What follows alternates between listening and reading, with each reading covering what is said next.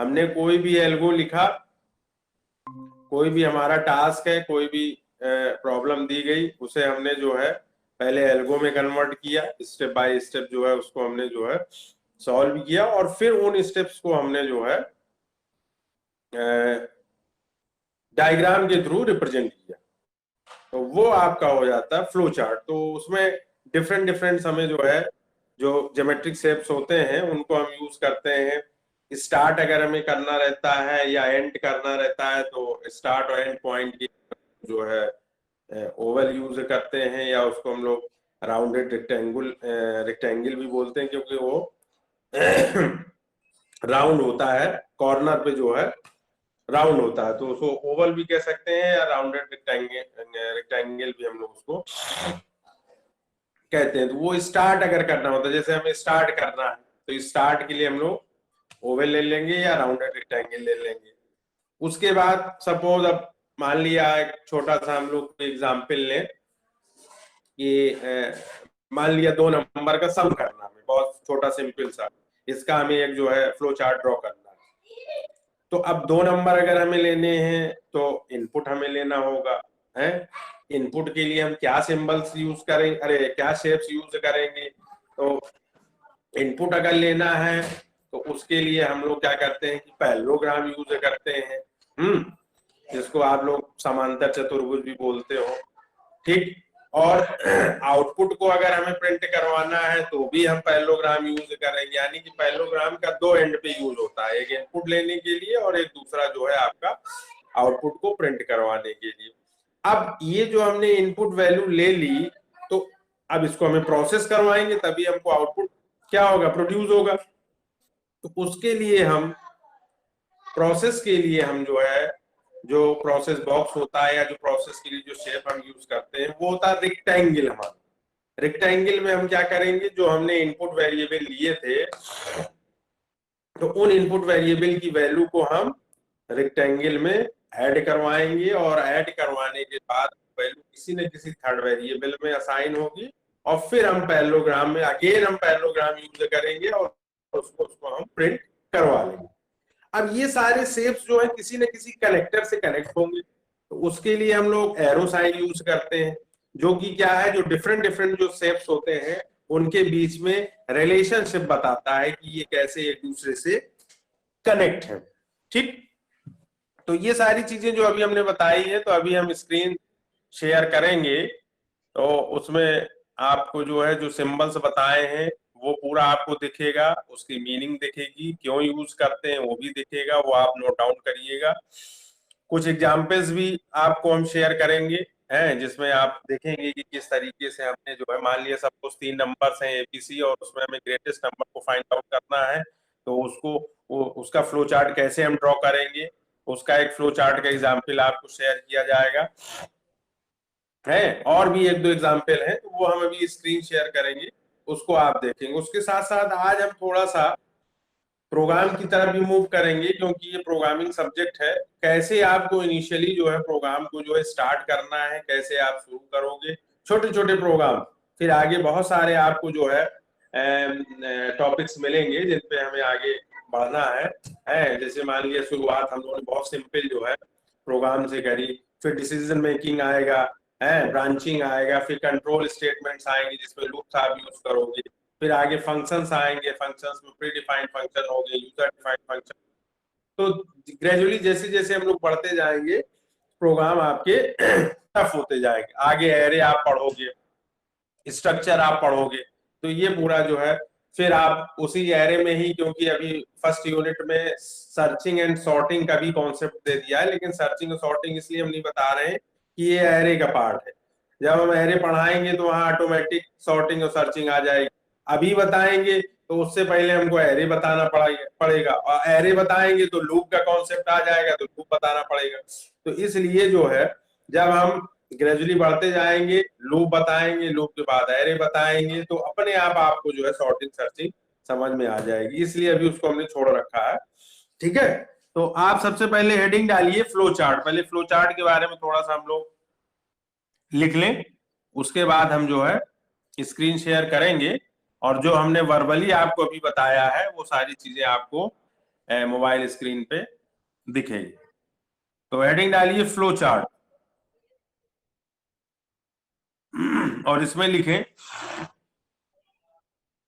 a flow chart is a type of diagram.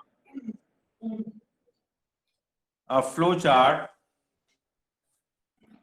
is a type of diagram that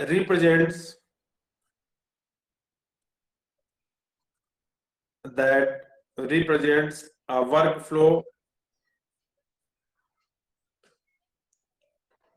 or process. Full stop. A flow chart can also be defined. A flow chart can also be defined as a diagrammatic representation. A flow chart can also be defined as a diagrammatic representation of an algorithm.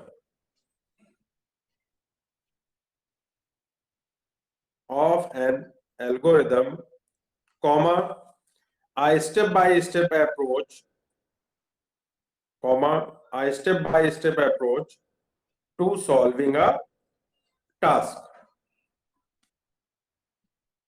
To solving a task. हो गया?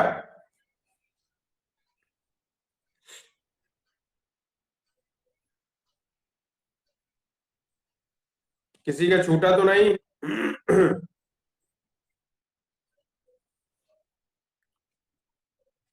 अब हम जो है screen share कर रहे हैं, तो जो आपको शेप्स वगैरह हमने बताया था जिनको यूज करना है आपको फ्लो चार्ट में, वो आपको स्क्रीन पे दिखेगा।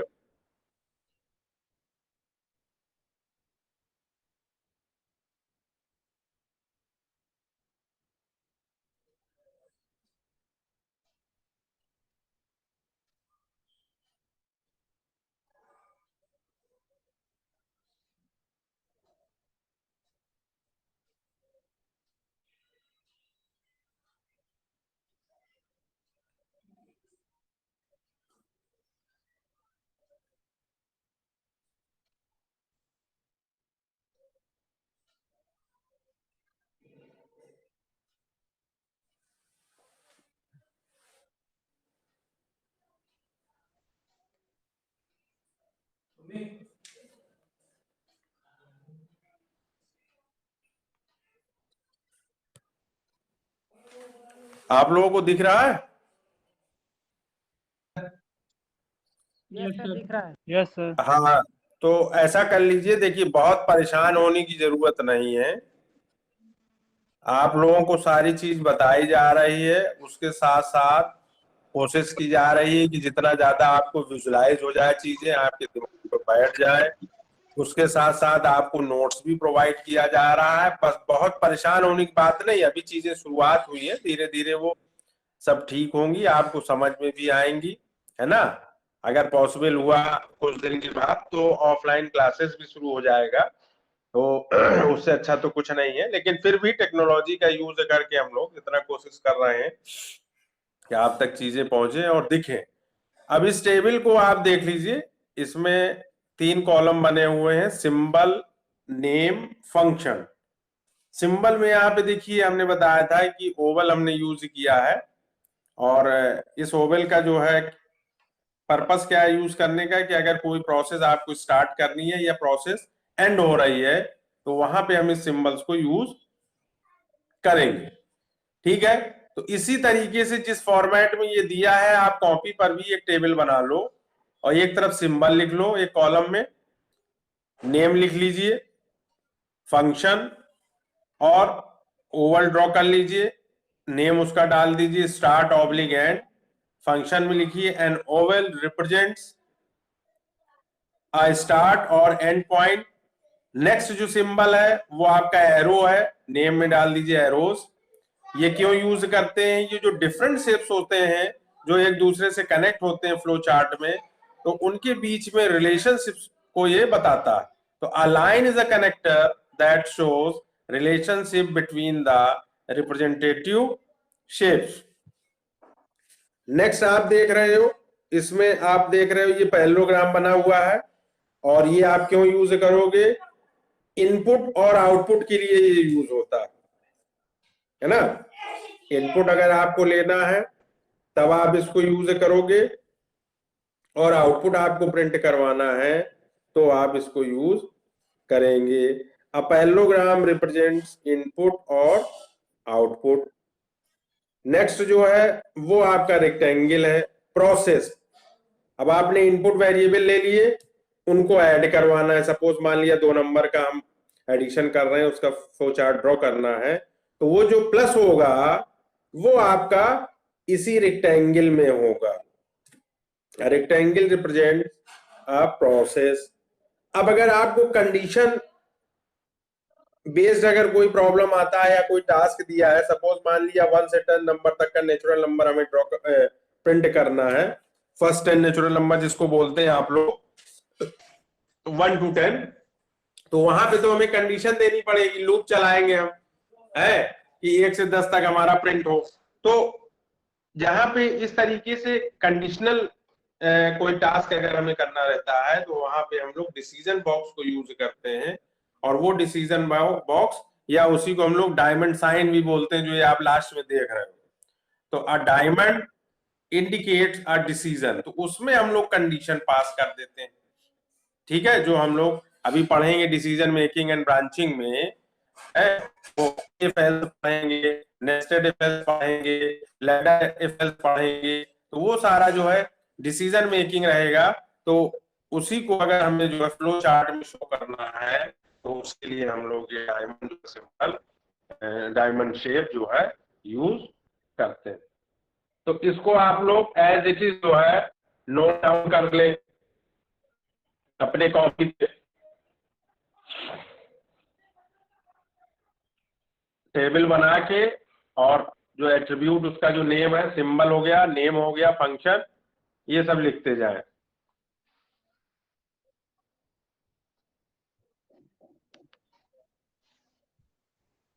सबको दिख रहा है साहब? Yes sir. Yes sir. Yes sir. हाँ, ठीक है, इसको देख लीजिए और थोड़ा जूम करें क्या?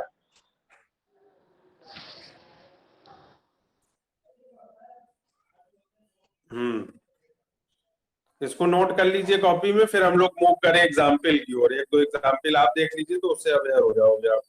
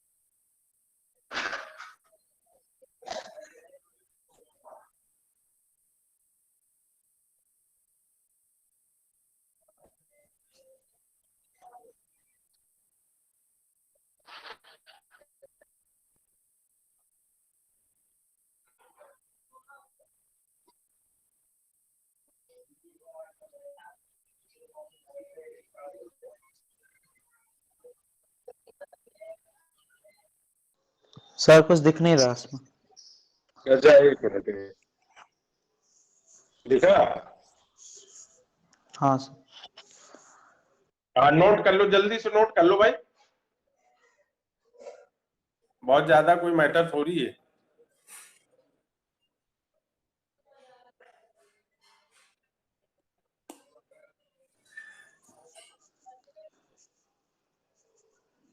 Sir done. सिंबल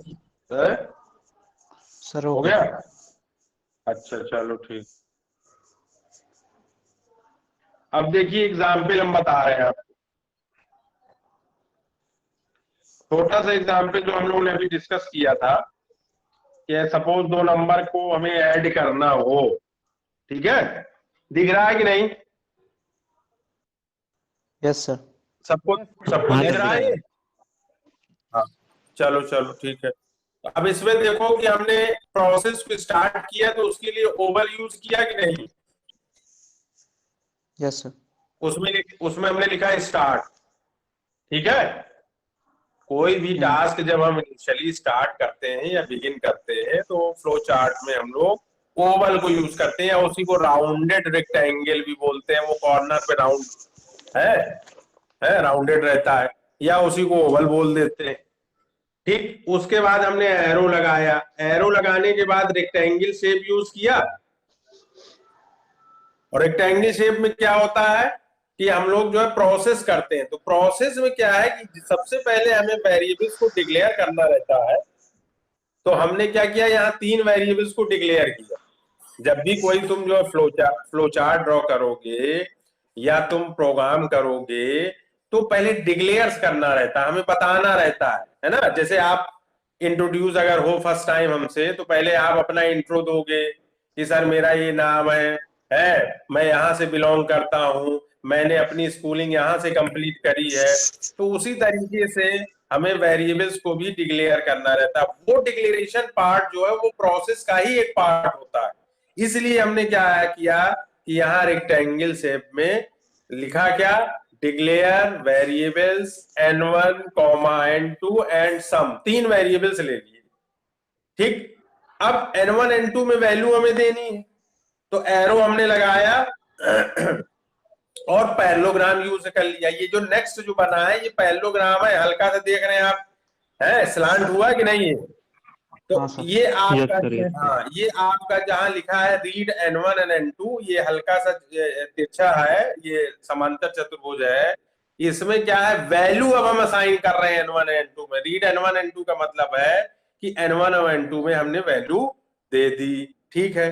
नेक्स्ट, अब उस वैल्यू को क्या करना है, हमें ऐड करवाना है। ऐड करवा के हमें जो फाइनल जो वेरिएबल है सम, उसमें हमें रिजल्टेंट वैल्यू को स्टोर करवाना है। तो वो भी प्रोसेस का पार्ट हो गया। तो प्रोसेस का पार्ट हो गया, तो प्रोसेस को हमें दिखाना किसमें है, रेक्टेंगल शेप में दिखाना है। तो अगेन हमने रेक्टेंगल शेप यूज कर लिया, सम है और एरो n1 प्लस n2। तुम एरो ना यूज करो तो इक्वल साइन भी यूज कर सकते हो, असाइन असाइन करने के लिए वैल्यू है, या अगर एरो यूज कर लिया तो भी कोई दिक्कत नहीं। अब हमें क्या करना है, जो हमारी रिजल्टेंट वैल्यू आई, जो 2 नंबर का सम आया, उसको हमें प्रिंट भी करवाना है। तो प्रिंट में हमने क्या किया, फिर अगेन जो है पैरेललोग्राम यूज कर दिया और लिख दिया डिस्प्ले सम, या तुम लिख सकते हो प्रिंट सम, कोई दिक्कत नहीं। और लास्ट में अब क्या हुआ, हमारा प्रोसेस कंप्लीट हो गया। तो अब हम क्या करेंगे, स्टॉप कर देंगे। लास्ट में फिर हमने जो है ओवल यूज कर लिया और हमारा प्रोसेस जो है पूरा कंप्लीट हो गया। तो समझ में आया कि नहीं? Yes sir. हाँ, किसी को सर इसे यस भी दिक्कत ड्रॉ सर। कर लें। Yes sir. है? सर इसे भी ड्रॉ करना है। है? हेलो, हाँ सर इसे भी बताओ। ड्रॉ करना है। किसको? सर ये जो चार्ट बना हुआ है। हाँ हाँ, और क्या भाई, वो एग्जाम्पल हो जाएगा आपकी। इसको ड्रॉ कर लीजिए। अरे छोटा छोटा बता रहे हैं, 2 मिनट लगेगा ड्रॉ करने में, क्या दिक्कत, देखते जाइए, ड्रॉ करते जाइए और उसमें जो स्टेटमेंट लिखा है उसको लिखते जाइए।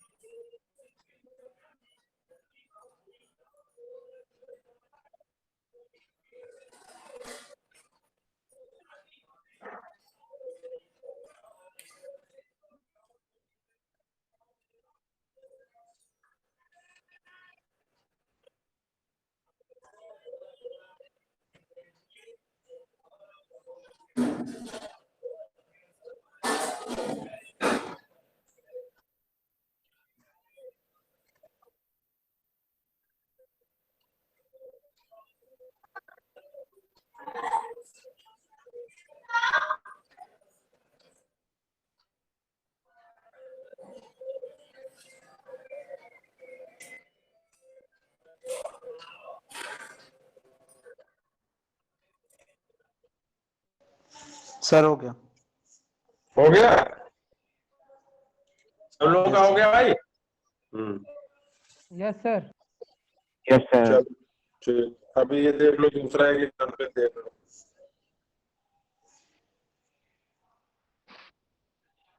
इसमें क्या है कि हमने 3 नंबर्स लिए हैं और इसमें हमें ग्रेटेस्ट नंबर को फाइंड आउट करना था। एबीसी अगर हमने 3 नंबर ले लिए हैं तो उनमें 3 नंबर में से ग्रेटेस्ट नंबर कौन है उसके लिए हमने ये फ्लो चार्ट जो है ड्रॉ किया। तो इसमें स्टार्ट सिंबल हमने वही यूज किया है। उसके बाद तीनों वेरिएबल्स को हमने डिक्लेयर किया है, उसके लिए हमने रेक्टेंगल सेव किया है क्योंकि डिक्लेरेशन जो है एक प्रोसेस का पार्ट होता है और जहां प्रोसेस यूज होता है वहां पे आप फ्लो चार्ट में रेक्टेंगल शेप यूज करेंगे। फिर आप डिक्लेयर करने के बाद तीनों वेरिएबल्स में क्या करेंगे, वैल्यू को असाइन करेंगे। तो उसके लिए रीड कर दिया हमने, रीड ए बी एंड सी। उसके लिए क्या है, जब इनपुट आप लेते हो तो पैरेललोग्राम यूज करते हो, पैरेललोग्राम आपने यूज कर लिया। अब यहाँ पे डिसीजन बॉक्स भी आप देख रहे हो कि यहाँ पे डिसीजन बॉक्स का या डायमंड साइन का, डायमंड शेप का जो है यूज हुआ है। क्यों? क्योंकि यहाँ पे चेक किया जाए है, क्योंकि हमें यहाँ ग्रेटेस्ट नंबर फाइंड आउट करना है। तो ग्रेटेस्ट नंबर तभी होगा जब वो 2 नंबर से बड़ा हो। तो यहाँ पे सबसे पहले आप देख रहे हैं कि यहाँ हमने चेक क्या करवाया, is A greater than B question mark लगा दिया। वो चेक करेगा कि क्या ए बी से बड़ा है। ठीक है, अगर वो कंडीशन ट्रू होती, देखो ट्रू लिखा है राइट हैंड साइड में, अगर कंडीशन ट्रू होती है तो वो अगेन फिर वो कंडीशन चेक करेगा कि क्या ए सी से बड़ा है, इज ए ग्रेटर देन सी। अगर वो ट्रू हो गया इट मींस ए आपका ग्रेटेस्ट नंबर हो गया। उसको हम प्रिंट करवा लेंगे, प्रिंट ए। ठीक, प्रिंट ए में आप देख रहे हैं पैरेललोग्राम हमने यूज किया है। ठीक है, अब आप फिर ऊपर आइए, अगर कंडीशन फॉल्स हो रही है, फर्स्ट डिसीजन बॉक्स में देखिए, अगर कंडीशन फॉल्स हो रही इट मींस है A is not greater than to B, या उसको हम कह सकते हैं B is greater than A, ये हो जाएगा। तो फिर अगेन हम चेक करेंगे, अगेन हमने चेक किया कि बी अगर आपका ए से बड़ा है, चलिए ठीक है, फॉल्स हो गई कंडीशन, तो क्या बी सी से भी बड़ा है, इज बी ग्रेटर देन सी। तो अगर ये कंडीशन हमने चेक किया और ये ट्रू हो गई तो आपका ग्रेटेस्ट नंबर क्या हो जाएगा, बी हो जाएगा। उसको हमने पैरेललोग्राम में लिख दिया प्रिंट बी।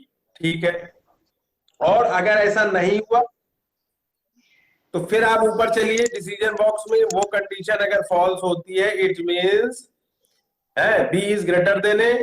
ठीक है, सेकंड वाले में आए जब हम लोग, तो अगर ये कंडीशन भी फॉल्स होती है it means B is not greater than to C. तो उस केस में ग्रेटेस्ट कौन सा हो जाएगा, सी हो जाएगा। उसको हमने प्रिंट करवा लिया, प्रिंट सी। और बाद में जो है सारा प्रोसेस जब ये कंप्लीट हो गया उसके बाद हमने स्टॉप कर दिया। समझ में आया? Yes sir. यस हाँ, तो इस तरीके से इसमें हमने एक तरीके से सारे जो है जितने भी शेप्स आपको बताए थे वो सारे शेप्स जो है यूज हो गए। इसमें आपका डायमंड जो है शेप भी यूज हो गया।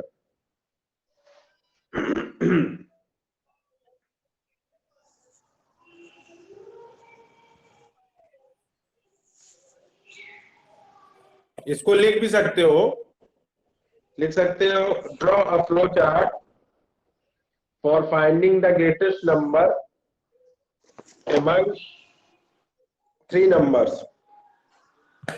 कोई 3 नंबर दिए हैं उनमें आपको ग्रेटेस्ट नंबर का जो है फ्लो चार्ट ड्रॉ करना। इसको भी कर लीजिए।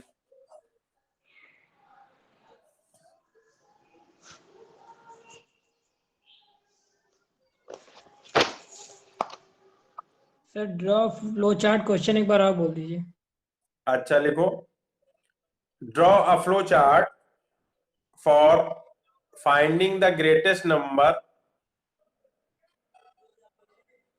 among 3 numbers।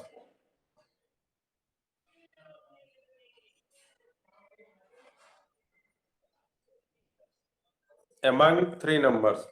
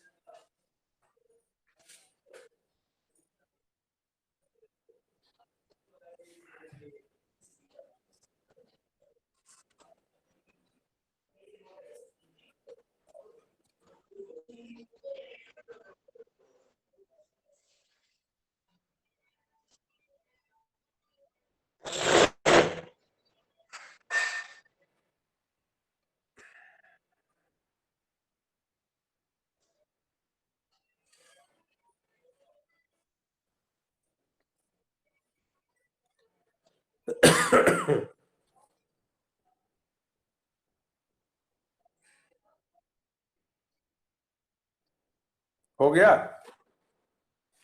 सब लोगों का हो गया भाई? Yes sir. हाँ, ऐसा ना हो कि इसका कर रहा हो छूट जाए।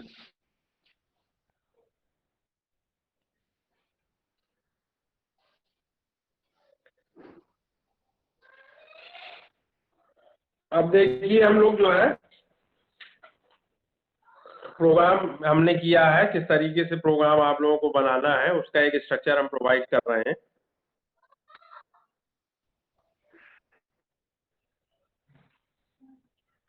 ये एक प्रोग्राम हमने बनाया है जो शेयर कर रहे हैं आप लोगों के सामने। ये प्रोग्राम क्या है? राइट, बहुत ही बेसिक प्रोग्राम है, आप लोग मैथ में ये कर चुके हो। Write a C program to calculate simple interest. दिख रहा है ये? Yes sir. थोड़ा सा और इसको हम जो है ब्राइटनेस इसकी बढ़ा दी हमने। तो write a C program to calculate simple interest, INTEREST interest.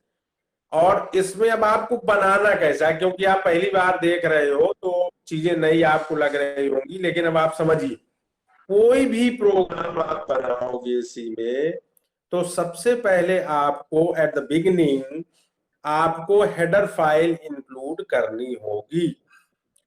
आपको क्या इंक्लूड करनी होगी? Header file. तो यहाँ पे आप देख रहे हो जो फर्स्ट 2 स्टेटमेंट आपको दिख रहे हैं वो आपके दैट आर हेडर फाइल, वो आपकी क्या है? हेडर फाइल्स हैं दोनों। अब यहाँ पे क्या देख रहे हो आप? सिंबल्स देख रहे हो, हैज इसको बोलते हैं हैज। हैज ये सिंबल है जिसको आप लोग प्री प्रोसेसर के नाम से भी जानते हो, प्री प्रोसेसर। ठीक, इसका क्या पर्पस होता है?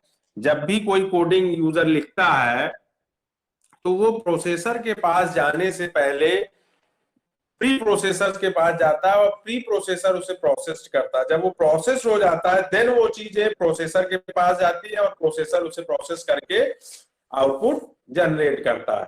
तो उसका लिखने का तरीका क्या है? हैज हम सिंबल यूज करेंगे। इंक्लूड, इंक्लूड आपके डायरेक्टिव्स होते हैं। हेडर फाइल्स को अगर इंक्लूड करना है आपको तो उसके लिए आप डायरेक्टिव्स यूज करोगे, इंक्लूड लिखोगे उसके लिए, हैज इंक्लूड। और फिर ये आप एंगुलर ब्रैकेट देख रहे हो जो लेस देन का सिंबल लगा है और ग्रेटर देन का, इसको बोलते हैं एंगुलर ब्रैकेट। इसके अंदर हेडर फाइल पास की जाती है। हेडर फाइल क्या है? stdio.h। इसका फुल फॉर्म क्या होता है? Standard input output. और डॉट एच क्या है? एक्सटेंशन नेम है। दो नेम होते हैं किसी फाइल के, प्राइमरी नेम और एक्सटेंशन नेम। तो डॉट एच क्या है? एक्सटेंशन नेम हो गया उसका। हेडर फाइल इसका मतलब होता है। दूसरी हेडर फाइल हमने क्या यूज करी यहाँ पे? conio.h, CONIO.h। कोनियो का क्या मतलब है? कंसोल इनपुट आउटपुट लिख लीजिए आप लोग तुरंत वहीं पे, कंसोल इनपुट आउटपुट। उसके बाद क्या है, सी में एक मेन फंक्शन आप जो है डिफाइन करोगे, ये यूजर डिफाइंड फंक्शन है, वॉइड मेन। वॉइड यहाँ पे कीवर्ड है, मेन भी यहाँ कीवर्ड है, ठीक है। तो एक मेन फंक्शन होता है जहां से आपका प्रोग्राम रन करना स्टार्ट होता है, और फंक्शंस की पहचान होती है पैरेंथेसिस। ये जो ब्रैकेट लगा है, छोटा वाला ब्रैकेट, इसको पैरेंथेसिस बोलते हैं कंप्यूटर की टर्मिनोलॉजी में। ये आइडेंटिटी होती है। सर ये कोनियो वाला एक बार बता दीजिए। कोनियो के क्या फुल फॉर्म? Yes sir. हाँ, कोनियो का फुल फॉर्म लिख लीजिए, console input output. Console, CONSOLE, console input output. अब हमने मेन मेथड को डिफाइन किया। डेफिनेशन जो हम लोग देते हैं, डिफाइन जब करते हैं, तो कर्ली ब्रेसेस ये ओपन किया, जो ये पहला कर्ली ब्रेसेस लगा, जिसको बोलते हैं मझला कोष्ठक, कर्ली ब्रेसेस। अब क्या करेंगे, जैसे अभी आपने देखा है फ्लो चार्ट में कि हमने वेरिएबल को डिक्लेयर करते थे, उसी तरीके से मेन फंक्शंस का जो ये पहला जो आपको सेक्शन दिख रहा है, उसको बोलते हैं डिक्लेरेशन सेक्शन। सबसे पहले हम वेरिएबल्स को और फंक्शंस को डिक्लेयर करते हैं। डिक्लेयर करने के लिए क्या, किस चीज की नीड होती है? डेटा टाइप्स की जरूरत होती है। तो अब हमें क्या है, अगर हम जो है सिंपल इंटरेस्ट निकाल रहे हैं, तो हमें प्रिंसिपल की रिक्वायरमेंट होगी, हमें रेट की रिक्वायरमेंट होगी, और हमें टाइम की रिक्वायरमेंट होगी। तो हमने इंटीजर टाइप का क्या ले लिया? प्रिंसिपल मूलधन ले लिया, और टाइम भी ले लिया। रेट हो सकता है फ्लोट में हो, तो उसके लिए हमने फ्लोट डेटा टाइप यूज कर लिया। अगर हमें डेसिमल में वैल्यू चाहिए, मान लिया आर की वैल्यू हमें 2.3 चाहिए, 2.5 चाहिए, तो हम फ्लोट यूज करेंगे। और प्रिंसिपल में अगर हमने वैल्यू ले ली 10,000 और टाइम ले लिया 2 ईयर, तो ये इंटीजर वैल्यू हो गई, तो इसके लिए डेटा टाइप हम यूज करेंगे इंट, ठीक है। लेकिन जब फाइनली हम कैलकुलेट करेंगे सिंपल इंटरेस्ट, तो उसका फॉर्मूला होता है principal into rate into time upon 100। तो वहां रेट चूंकि आपका डेसिमल में है, तो ओवरऑल जो वैल्यू आएगी वो डेसिमल में हो जाएगी। इसलिए हमने एक थर्ड वेरिएबल यहाँ असाइन किया है, फ्लोट, SI। SI का मतलब सिंपल इंटरेस्ट।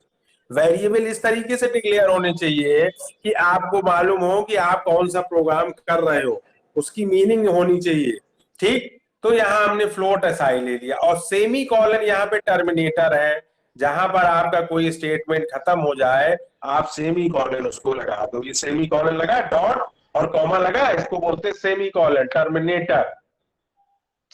अब यहाँ पे देखिए, आप फंक्शन देख रहे हो प्रिंटफ और स्कैनर। यहां आपने देखा प्रिंटफ, ये दोनों प्री डिफाइंड फंक्शन है। प्री डिफाइंड का मतलब होता है जो आपके लैंग्वेज में ऑलरेडी दिया गया है, वो ऑलरेडी उसमें इनबिल्ड है, आपको केवल यूज करना है और कुछ नहीं करना है, ठीक। यूजर डिफाइंड वो फंक्शंस होते हैं जो खुद यूजर उनको डिफाइन करे। तो प्रिंटर फंक्शन क्या है, ये आउटपुट आपका जो है फॉर्मेटेड फंक्शन है। और ये प्रिंटर फंक्शन किस लिए यूज होता है? अगर किसी कोई मैसेज आपको देना है, उसके लिए ये यूज होता है। कोई चीज आपको प्रिंट करवानी है, तो उसके लिए यूज होगा। तो यहाँ पे हमने क्या मैसेज दिया? मैसेज हमेशा डबल कोट्स के अंदर दिया जाता है। ये आप देख रहे होगे, ये डबल कोट्स यहाँ पे लगा है, ये इधर डबल कोट्स लगा, उसके अंदर हमने एक स्टेटमेंट पास किया। क्या पास किया? Inter values for P, R and T, और उसके बाद /n कर दिया। ये /n जो है एस्केप सीक्वेंस कैरेक्टर होता है। एस्केप सीक्वेंस कैरेक्टर का मतलब होता है कि आपका ये मैसेज स्क्रीन पे दिखे, और उसके बाद जब आप वैल्यू इसकी दो, तो वो नेक्स्ट लाइन पे आप दो, यानी कि जो कर्सर की पोजीशन हो वो नेक्स्ट लाइन पे स्विच कर जाए। उसके लिए हमने /n दे दिया। अब ये वैल्यू जो आपको लेनी है, लोगे कैसे?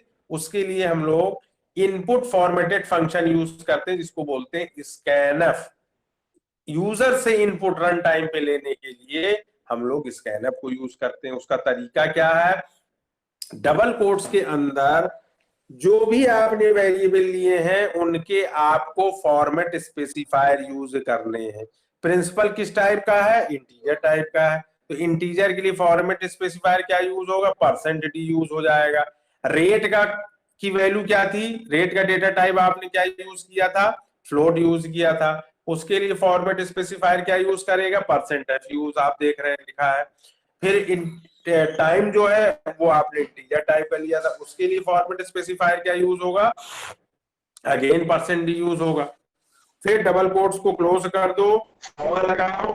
ये जो आपको दिख रहा है, ये $साइन दिख रहा है, इसको बोलते हैं एम्परसेंड। एड्रेस ऑपरेटर बोलते हैं इसको, क्योंकि कंप्यूटर में सारी चीजें सिस्टमेटिकली जो है स्टोर होती हैं और सिस्टमेटिकली ही फेच की जाती हैं।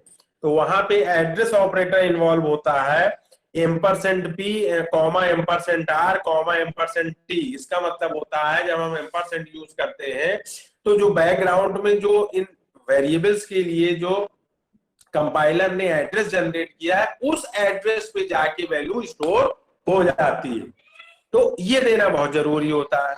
ये $साइन आप देखोगे, जिनके पास सिस्टम हो या कीबोर्ड हो उसमें ये $साइन बना है, तो इसको बोलते हैं एम्परसेंड, एड्रेस ऑपरेटर।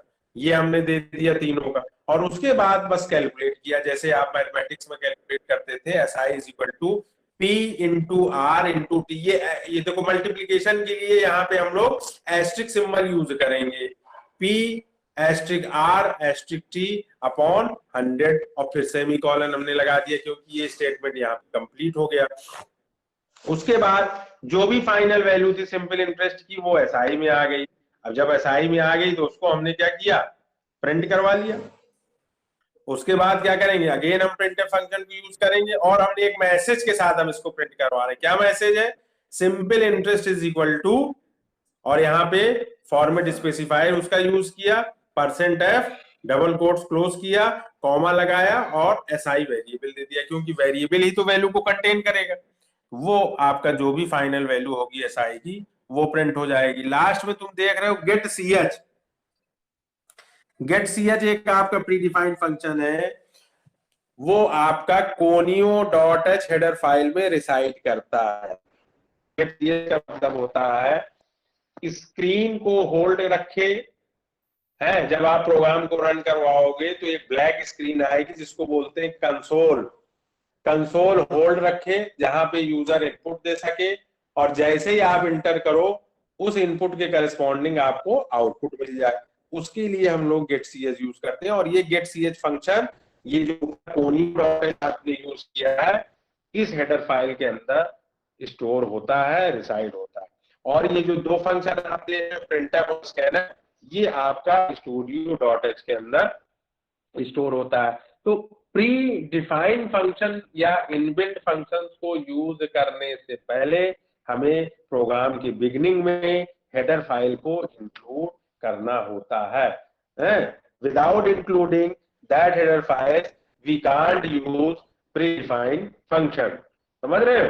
तो हमें ये इतना, आप ये हेडर फाइल और ये वॉइड मेन पूरी सी आप पढ़ लोगे, सारे प्रोग्राम में आपको एज इट इज करना है जैसे अभी हमने आपको बताया और दिखाया। इसको बिल्कुल आप रट लीजिए बिल्कुल कि ये 3 स्टेटमेंट शुरू के जो है ये तो आपको सारे प्रोग्राम में यूज ही करने हैं। इनको आप रट लीजिए। कोई दिक्कत? सर हाँ सर फॉर्मेट स्पेसिफायर एक और बारी प्लीज एक्सप्लेन कर दीजिएगा कि जो सिंबल्स यूज करने हैं वेरिएबल्स से पहले। हाँ, फॉर्मेट स्पेसिफायर इसलिए हम लोग यूज करते हैं, तुम लोग लिख लो, कॉपी में लिखो। एक तरफ डेटा टाइप लिखो और एक तरफ लिखो फॉर्मेट स्पेसिफायर। 2 कॉलम बनाओ, डेटा टाइप और फॉर्मेट स्पेसिफायर। डेटा टाइप में लिखो इंट, इंटीजर, इंट, डॉट में इंट लिखा जाता है, कीवर्ड है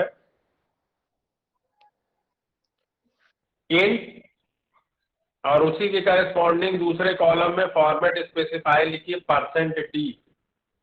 परसेंट का सिंबल यूज करिए और उसके बाद स्मॉल d लिखिए। फिर पहले वाले कॉलम में आइए, फ्लोट लिखिए FLOAT फ्लोट, डेसिमल नंबर लेने के लिए मान लिया किसी नंबर में आपने ए वेरिएबल लिया, उसकी वैल्यू आपको चाहिए 5.5, तो आप उसको कैसे डिक्लेयर करोगे? फ्लोट ए। फ्लोट के लिए format specifier %f, small f लिख लीजिए दूसरे कॉलम में। लिखा? Yes sir. हाँ, अब लिखिए कैर, करेक्टर वैल्यू अगर लेनी है, ABCD कुछ भी लेना है तो लिखिए फर्स्ट कॉलम में कैर, स्मॉल में CHAR, कैर। यस इसके सर। सामने इसके सामने लिखिए %C, फॉर्मेट स्पेसिफायर इसका जो है। ओके सर कैर क्यों यूज होता है एक बार बता दीजिए। है? कैर क्यों होता है रिपीट कर दीजिए एक बार, सॉरी। अभी कर दे रहे हैं, पहले एक एक चीज तो होने दो। कैर हो गया। स्ट्रिंग कैर ही तो लिखिए, लिख रहा हूँ। स्ट्रिंग लिखिए डेटा टाइप में STRING। इसके लिए हम लोग यूज करते हैं format specifier %S। Sir string का परसेंट, S कैपिटल से होगा या स्मॉल से? नहीं सब स्मॉल से होगा। ओके स्ट्रिंग जबकि डेटा टाइप होता नहीं है सी में, लेकिन हम लोग यूज करते हैं तो उसको कैरेक्टर टाइप का एरे बनाकर यूज करते हैं। लेकिन जो प्री डिफाइंड फंक्शंस दिए रहते हैं स्ट्रिंग के, वहां पर अगर हमें वैल्यू को प्रिंट करवाना रहता है तो % यूज कर लेते हैं हम लोग प्रिंटर, जबकि सी में जो है स्ट्रिंग कोई डेटा टाइप नहीं होता। अब अगर लॉन्ग डबल यूज कर रहे हो आप, है ना, तो उसके लिए लॉन्ग डेटा टाइप होता है लॉन्ग इंट। लिख लीजिए long int, LONG space int. इसके लिए फॉर्मेट स्पेसिफायर होता है %LD, परसेंट यूज करिए और LD स्मॉल में एक साथ लिख लीजिए। सर डेटा टाइप में क्या बोले थे पॉइंट अभी? Long int, long space int, सब स्मॉल में होगा, LONG लॉन्ग इंट। और दूसरे कॉलम में उसी के सामने लिख लीजिए %LD। ठीक? Yes sir. तो स्कैनफ में क्या होता है, केवल वन टाइम जब आप यूजर से इनपुट लेते हो एट द रन टाइम, तो उस समय स्कैनफ फंक्शन में जो वेरिएबल्स हम यूज कर रहे होते हैं प्रोग्राम में, उनका फॉर्मेट स्पेसिफायर यूज करते हैं डबल कोट्स के अंदर, कॉमा लगा के उन वेरिएबल्स के आगे हम ampersand as a prefix use करते हैं। प्रीफिक्स और पोस्टफिक्स जानते होगे, तो यहाँ पे एम्परसेंड जो यूज आप कर रहे हो वो प्रीफिक्स हो जाता है एड्रेस देने के लिए, इसको बोलते हैं एड्रेस ऑपरेटर। अगर ये आप यूज नहीं करोगे तो जो P और RT आपने यूज किया है उसके एड्रेस पे वैल्यू स्टोर नहीं होगी और गार्बेज वैल्यू लेगा, और गार्बेज वैल्यू अगर लेगा तो गार्बेज आउटपुट भी सिस्टम जनरेट करेगा। ठीक? सर एक और क्वेश्चन है। हाँ बोलिए। सर डेटा टाइप में डबल नहीं आता है? डेटा टाइप में जैसे फ्लोट है ना, तो डबल जो है, डबल उसी का हायर रेंज हो जाती है डबल, तो LF यूज कर लेते हैं बाद में हम लोग जी। फ्लोट का ही डबल हो जाता है ना। जैसे लॉन्ग इंट ले लिया, तो इंट क्या है, इंट की एक रेंज होती है -32,768 से +67 तक। तो अब क्या है, अगर कोई आपने नंबर ऐसा ले लिया जो इस रेंज से अधिक हो जा रहा, मान लिया कि 65,000 कोई वैल्यू आप यूज कर रहे हो, तो उस केस में गार्बेज वैल्यू आने लगेगी, तो वहां लॉन्ग इंट ले लेते हैं। लॉन्ग इंट से क्या है कि जब आप हायर डेटा यूज करोगे डेटा टाइप, तो रेंज भी उसकी एक्सीड कर जाती है। तो जैसे सपोज आप एग्जांपल अभी आप करोगे, जब लूप आपको हम बताएंगे तो वहां पे बताएंगे फैक्टोरियल कैलकुलेट करना, तो फैक्टोरियल 7 तक तो कैलकुलेट हो जाएगा, लेकिन जैसे ही आप 8 वैल्यू आप 8 लोगे और 8 फैक्टोरियल वैल्यू आप कैलकुलेट करोगे, तो वो आता है 40,000 समथिंग उसकी वैल्यू। तो वो क्या होगा, इंटीजर की रेंज से एक्सीड कर जाता है, तो वहां गार्बेज वैल्यू आने लगता है। वहां पे लॉन्ग इंट हम लोग ले लेते, तो लॉन्ग इंट का मतलब क्या है, इंट का ही जो है हायर वर्जन हो जाता है। ठीक है, तो रेंज बढ़ जाने से वो वैल्यू उस रेंज के अंदर आ जाती है, तो आउटपुट आपका सही शो करने लगता है। ये आप करोगे तो जब आप इंटीजर लेके करोगे और 8 वैल्यू दोगे तो 40,000 शायद 320 उसकी वैल्यू है, तो जब इंट लोगे तो वो गार्बेज वैल्यू नेगेटिव में दिखाने लगता है, लेकिन जैसे ही लॉन्ग इंट कर दोगे वो परसेंट एलडी यूज करोगे तो वो सही वैल्यू कैलकुलेट करने लगता है। ठीक है, तो ये सारी चीजें। और फ्लोट की बड़ी वैल्यू डबल है। हाँ, डबल। तो और उसका कोई फॉर्मेट स्पेसिफाई नहीं है? Format specify percent LF use कर लेते हैं हम लोग। ओके, ये प्रोग्राम समझ में आया? तो यस सर। तुम लोगों के पास सिस्टम है कि नहीं? Yes sir, yes sir. Yes sir. हाँ सर है।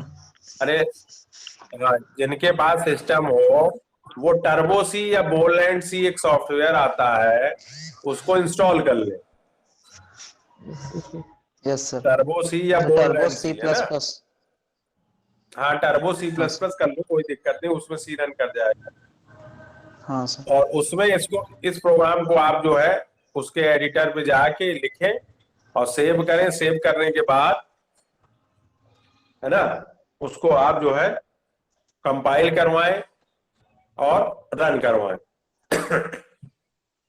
सर अगर टर्मिनल में रन कराएंगे तो गोनियो यूज करने की जरूरत है? इसमें टर्मिनल में करवाएंगे? सर पावर शेल में।